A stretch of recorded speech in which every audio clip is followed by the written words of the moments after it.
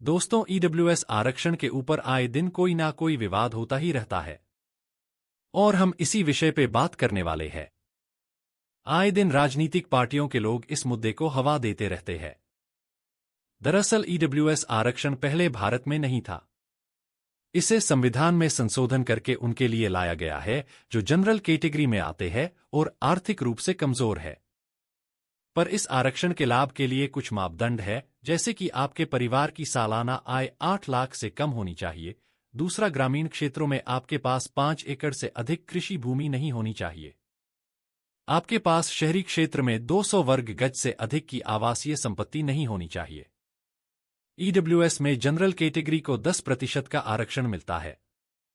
पहले general category के गरीब लोग जो कि आर्थिक रूप से कमजोर थे, इस नियम के बाद से उनको भी इसका लाभ मिलने लगा है।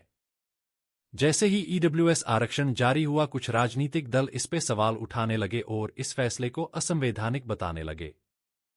जब इस मुद्दे पे सुप्रीम कोर्ट में याचिका दायर हुई तो सुप्रीम कोर्ट ने कहा, यह फैसला बिल्कुल संवैधानिक है। इसे आर्थिक रूप से कमजोर सवर्णों को समाज में ऊपर उठने के लिए लाया गया है। इसमें कुछ भी असंवैधानिक नहीं है। पर तेलंगाना की सरकार और बिहार की आरजेडी ने इस पे सवाल खड़े किए। अब दरअसल सोचने वाली बात यह है कि यह लोग चाहते क्या है। ओबीसी, एससी, एसटी को आरक्षण मिल ही रहा है और अगर गरीब सवर्णों को जांच के बाद आरक्षण मिल रहा है तो इसमें गलत क्या है। पर अगर बीजेपी यह सवाल उठा दे कि एससी, एसटी को आरक्षण उनके आर्थिक आधार पर दिया जाएगा तो इस पे बवाल खड़ा हो जाएगा। लोग और राजनीतिक पार्टियां इसका विरोध इस तरह करने लगेंगी जैसे यह उनकी बाप की जायदाद हो। जैसे सारी पार्टियां जिनका वोट बैंक जातिवाद से है, वो गरीब के सामने इस मुद्दे को गलत तरह से पेश करके उन्हीं का फायदा उठाएंगे और फिर इसी तरह छोटी और बड़ी जातियों में दीवार खड़ी की जाती है। आप ही सोचिए कि पिछड़ी जाति के वो लोग जो कि आर्थिक रूप से मजबूत है, उन्हें भला आरक्षण की क्या जरूरत है।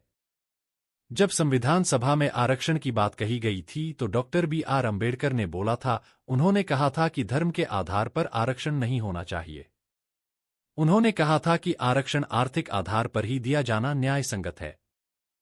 उन्होंने कहा था कि आरक्षण केवल गरीबों, अनाथों, छोटे किसानों और असहाय लोगों को ही मिलना चाहिए।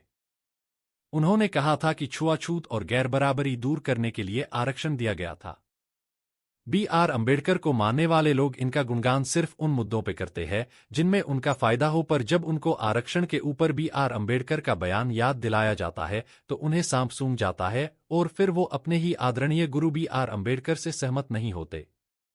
यह बात उन नेताओं को पता है कि आरक्षण के असली हकदार सिर्फ आर्थिक रूप से कमजोर लोग हैं जो कि इतने समर्थ नहीं कि पैसे वालों की तरह सुविधाएं पा सके। इसलिए ईडब्ल्यूएस का आना एक सही फैसला है और सरकार को आने वाले दिनों में ऐसे ही कड़े फैसले लेने होंगे, चाहे उनका कितना भी विरोध हो। अगर विरोध के वजह से इन फैसलों को वापस लिया जाएगा तो इसका मतलब यही है कि सरकार को सिर्फ सत्ता को पड़ी है। इसलिए सरकार को आने वाले दिनों आरक्षण के नियमों में बदलाव करने की जरूरत है और आरक्षण सिर्फ आर्थिक रूप से कमजोर लोगों को मिलना चाहिए ताकि देश में बदलाव हो सके। तो इस पे आपके क्या विचार है, कमेंट में जरूर बताएं और अगर आपको वीडियो पसंद आई हो तो वीडियो को लाइक करें और चैनल को सब्सक्राइब करें।